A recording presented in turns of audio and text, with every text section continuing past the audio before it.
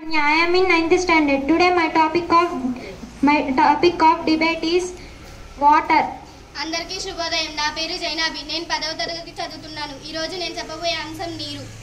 Water is a inorganic compound. నీరు అనేది ఒక కార్బన్ సమ్మేళనం. The chemical formula is H2O.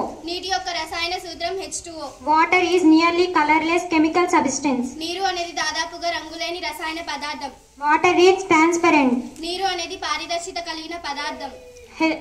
H2O indicates that each of its molecules contain one oxygen, two hydrogen molecules by contained covalent bond. నీటి యొక్క ప్రతి అణువులో ఒక oxygen మరియు 2 hydrogen పరమాణువులను సంయోజని బంధాల ద్వారా అనుసంధానించి ఉన్నాయి.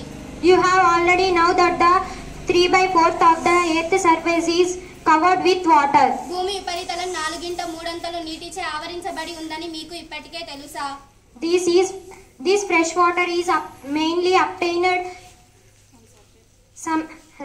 from surface runoff and groundwater. కానీ దీనిలో కొద్ది భాగం మాత్రమే మంచి నీరుగా ఉపయోగించుకోగలం. That continually being renewed and recharged through the hydrological cycle. ఈ మంచి నీటిని ప్రధానంగా భూమి మనం ఉపరితల ప్రవాహాలు మరియు భూగర్భ జలాల నుండి పొందుతున్నాం. If there is water, nothing alive. Otherwise, there is whole world.